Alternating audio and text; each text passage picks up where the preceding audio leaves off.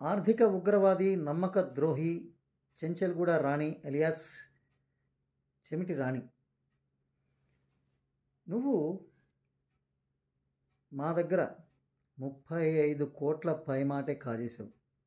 బంధాన్నడ్డు పెట్టుకొని నువ్వు, నీ నీచమైన కుటుంబం కొర్రపాటి సుధాకర్ని నమ్మించి నమ్మకద్రోహం చేసి మోసం చేసి కాజేసిన డబ్బు 35 కోట్ల పైమాటే. గత 7 సంవత్సరాలుగా మీరు సుధాకర్ దగ్గర తీసుకున్న డబ్బులకు వడ్డీతో లెక్క వేస్తే సుమారుగా 75 కోట్ల పైమాటే దాటింది. నీ లెక్కే. సొంత అన్న దగ్గర వడ్డీ వసూలు చేసిన నీచురాలు నువ్వు.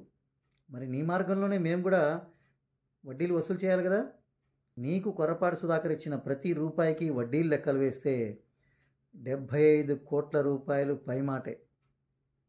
ఎవడబ్బ సొమ్మని మింగావే దొంగముండ. నీ అమ్మ మొగుడు సంపాదించాడా, లేకపోతే నీ కూతురు అమ్మ మొగుడు సంపాదించాడా బోడిముండ డబ్బులు? మా డబ్బులు కాజేసి మా మీద యుద్ధం చేస్తావా బోడిముండ? ఎక్కడి నుంచి వచ్చిందే నీకు ఆ ధైర్యం? మా దగ్గర కాజేసిన డబ్బులతోటి వచ్చింది దొంగముండ.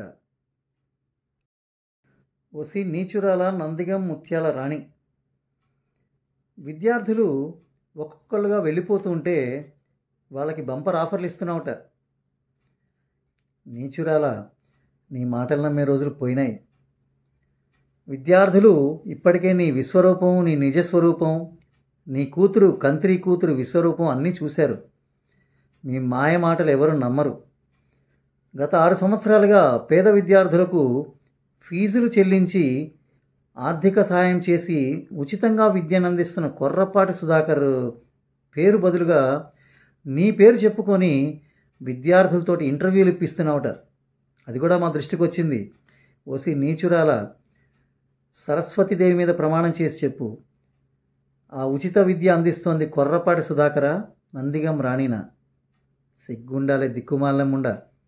నీ బ్రతుక్కి నీ కూతురు చదివే కొర్రపాటి సుధాకర్ చూసుకున్నాడు.